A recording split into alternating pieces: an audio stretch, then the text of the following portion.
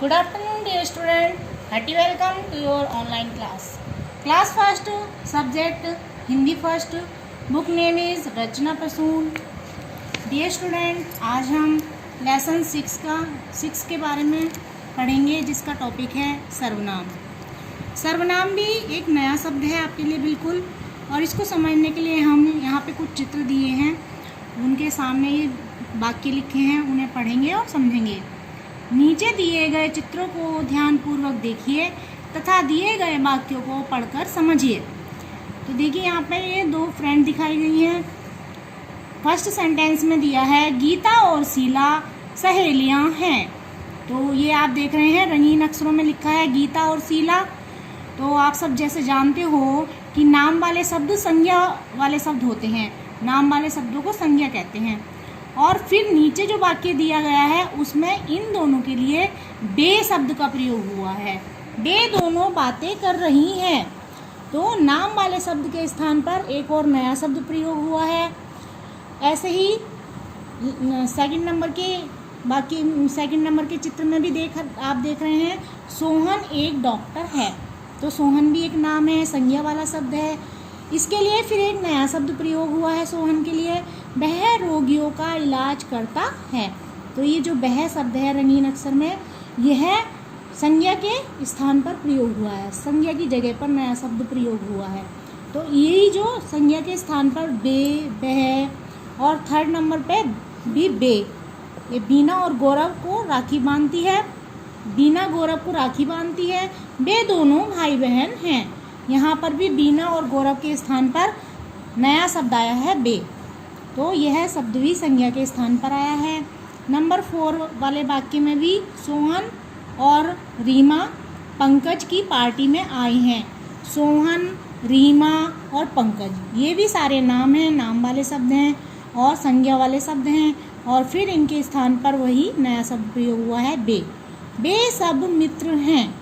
तो जैसे कि आप थोड़ा थोड़ा समझ भी रहे होंगे कि संज्ञा वाले शब्दों की जगह पर जो नए शब्द प्रयोग हो रहे हैं बे, बह, बे, तो ये जो नए शब्द प्रयोग हो रहे हैं ये ही सर्वनाम होते हैं. इन्हीं शब्दों को सर्वनाम कहा जाता है. मतलब संज्ञा के स्थान पर या नाम वाले शब्दों के स्थान पर जो शब्द प्रयोग किए जाते हैं वो ही सर्वनाम कहलाते हैं. तो यहाँ पे उदाहरण के लिए इसमें बताया गया है, उपर्युक्त उदाहरणों में आपने देखा कि पहले वाक्य में नाम है लेकिन दूसरे में नहीं है. सभी व्यक्तियों, वस्तुओं अथवा स्थानों के नाम संज्ञा कहलाते हैं, परंतु संज्ञा नामों वाले शब्दों के स्थान पर जो शब्द प्रयोग किए जाते हैं वे सर्वनाम कहलाते हैं.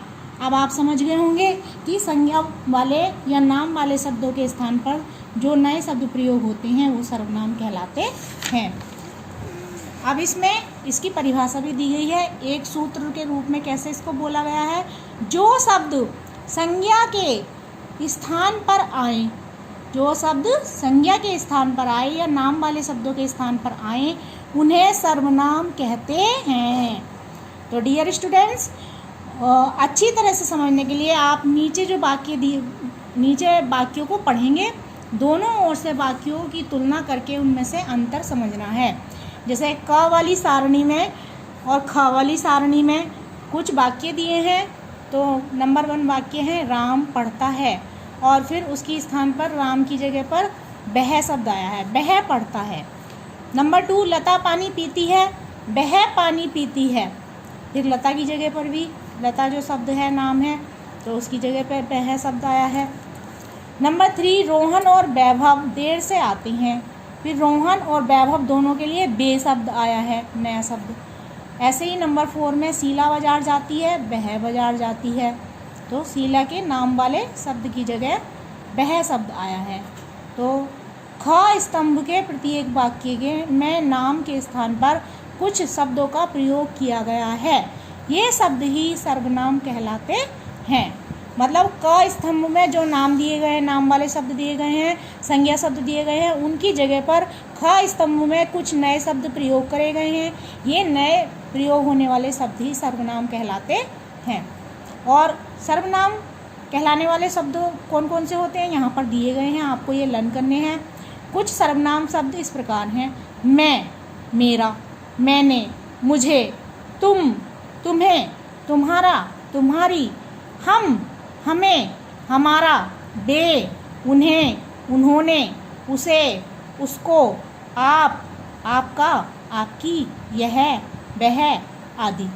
तो ये सारे शब्द जितने भी हैं ये सर्वनाम शब्द हैं और नाम वाले शब्दों के स्थान पर, संज्ञा के स्थान पर प्रयोग किए जाते हैं। तो इस प्रकार से आप समझ सकते हैं, इन सर्वनाम शब्दों को आपको लर्न करना होगा और इनका प्रयोग करना भी सीखना होगा। संज्ञा के स्थान पर इन्हें प्रयोग करना भी आपको आना चाहिए। तो आप जब इस लेसन को 2-3 टाइम रीड करेंगे, अच्छे से पढ़ेंगे और वीडियो को एक दो बार सुनेंगे तो और अच्छे से इस पूरे लेसन को समझ जाएंगे। स्मरण रखने योग्य बिंदु, मतलब इस लेसन में याद रखने वाले कौन से पॉइंट हैं, कौन सी बातें हमें याद रखनी है। तो इसमें नंबर 1 दिया है, संज्ञा के स्थान पर प्रयोग किए जाने वाले शब्द सर्वनाम कहलाते हैं। संज्ञा नाम वाले शब्द होते हैं, तो नाम वाले शब्दों या संज्ञा के शब्दों के स्थान पर, जगह पर जो शब्द प्रयोग होते हैं वो सर्वनाम शब्द कहलाते हैं। सर्वनाम शब्द हमने आपको पहले ही बता दिए हैं कौन कौन से हैं, बुक में पूरे लिखे हुए हैं, सब आपको याद करने हैं। वह, मैं, तुम, आप, वे, हमारा, उसका, आपका, तुम्हारा आदि सर्वनाम शब्द हैं। ये सारे शब्द सर्वनाम शब्द हैं। और फिर इसमें आपको प्रश्न उत्तर दिए हैं, निम्नलिखित प्रश्नों के उत्तर दीजिए। तो यहाँ मौखिक लिखा है लेकिन ये आपके क्वेश्चन आंसर लिखित में आते हैं। तो क वाला है, सर्वनाम किसे कहते हैं, तो इसका उत्तर यहाँ है, उत्तर नंबर 1। प्रश्न नंबर 1 का उत्तर नंबर 1 है, संज्ञा के स्थान पर प्रयोग किए जाने वाले शब्द सर्वनाम कहलाते हैं। ठीक है, ये प्रश्न नंबर 1 का उत्तर है, उत्तर नंबर 1। ख वाला क्वेश्चन है, सर्वनाम शब्दों के 4 उदाहरण बताइए या लिखिए। तो हम लिख देंगे नंबर 1 वह, नंबर 2 तुम, नंबर 3 हम और नंबर 4 आप।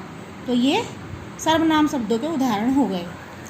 अब आपको एक्सरसाइज करनी है, तो एक्सरसाइज बुक में आप कंप्लीट करेंगे। नंबर 2 है, निम्नलिखित वाक्यों को पढ़कर सर्वनाम शब्दों को रेखांकित कीजिए। रेखांकित का मतलब होता है लाइन खींचना है, उसके नीचे जो सर्वनाम शब्द होंगे उन शब्दों के नीचे लाइन खींचनी है। तो आप मिठाई खाइए, तो हम क्वेश्चन करेंगे इसमें कौन मिठाई खाइए, तो आंसर मिलेगा आप। तो सर्वनाम शब्द हो गया आप, इसके नीचे हम अंडरलाइन कर देंगे, लाइन खींच देंगे। ख में वह पत्र लिखता है, कौन पत्र लिखता है, वह। तो वह जो आंसर मिला हमें उसके नीचे हम लाइन खींच देंगे। ग वाले में मैं बड़े घर में रहता हूँ, बड़े घर में कौन रहता है, मैं। तो इसके नीचे भी लाइन खींच देंगे, ये सर्वनाम है। नेक्स्ट है, वे बगीचे में खेलते हैं। बगीचे में कौन खेलते हैं, वे। आंसर मिला वे, तो वे के नीचे लाइन खींचेंगे क्योंकि ये सर्वनाम शब्द है। तुम्हारे पिता कहाँ हैं, किसके पिता कहाँ हैं, तुम्हारे। तो ये सर्वनाम शब्द है, इसके नीचे भी लाइन खींच देंगे। नेक्स्ट है नंबर 3, कोष्ठक में से उचित सर्वनाम चुनकर वाक्य पूरे कीजिए। यहाँ पे 3 सर्वनाम दिए हुए हैं, हमें जो करेक्ट सर्वनाम है, सही उचित सर्वनाम है, उसको यहाँ पे फिल करना है और वाक्य पूरा करना है। बड़ा नटखट है, कौन बड़ा नटखट है, वह। तो हम इसमें फिल करेंगे वह। ख नंबर का है, भारत देश में रहते हैं, कौन, भारत देश में कौन रहते हैं, हम। तो हम फिल कर देंगे यहाँ पे। नेक्स्ट है, क्या झूठ नहीं बोलते, कौन झूठ नहीं बोलते, तुम। तो इसमें तुम फिल कर देंगे। माँ खेलने जाने दो, किसे खेलने जाने दो, मुझे। तो हम यहाँ पे मुझे फिल कर देंगे और पूरा हो जाएगा सेंटेंस। नेक्स्ट है, पिताजी लिए क्या लाए, किसके लिए, तुम्हारे। तो इसमें तुम्हारे फिल कर देंगे, पिताजी तुम्हारे लिए क्या लाए। तो सेंटेंस कंप्लीट हो गया है। अब लास्ट है, जो शब्द सर्वनाम है उनके आगे टिक लगाना है। तो नदी सर्वनाम नहीं है, शरारती भी सर्वनाम नहीं है, तुम सर्वनाम है तो तुम के सामने टिक करेंगे। मैं सर्वनाम है, इसके सामने टिक करेंगे। 3 नंबर पे है, प्यार नानी हम, तो हम सर्वनाम है, इसके सामने टिक कर देंगे। 4 वाले में यह है सर्वनाम है, टिक करेंगे। 5 नंबर में उसकी सर्वनाम है, इसमें टिक करेंगे। 6 नंबर वाले में उन्हें, ये भी सर्वनाम है, इसमें टिक कर देंगे। और 7 नंबर का मेरा, यह भी सर्वनाम शब्द है, इसमें भी टिक कर देंगे। तो जैसे कि हमने आपको ये समझाया है, तो हमें लगता है कि आप समझ पाए होंगे अच्छे से सर्वनाम शब्दों को।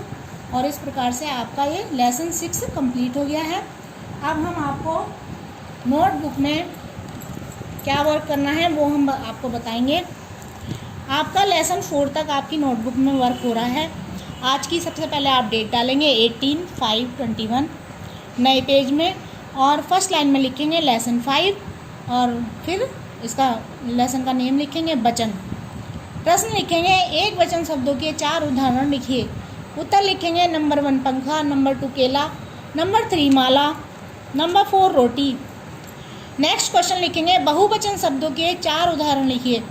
उत्तर लिखेंगे नंबर 1 केले, नंबर 2 पंखे, नंबर 3 मालाएं और नंबर 4 रोटियां। उसी के नीचे जो स्पेस है तो 2 लाइन लीव कर देंगे, 2 लाइन छोड़ देंगे और लिखेंगे लेसन 6, और लेसन का नाम लिखेंगे सर्वनाम। प्रश्न लिखेंगे सर्वनाम किसे कहते हैं। उत्तर लिखेंगे संज्ञा के स्थान पर प्रयोग किए जाने वाले शब्द सर्वनाम कहलाते हैं। नेक्स्ट क्वेश्चन लिखेंगे सर्वनाम शब्दों के 4 उदाहरण लिखिए। उत्तर में लिखेंगे नंबर 1 वह, नंबर 2 तुम, नंबर 3 हम और नंबर 4 आप।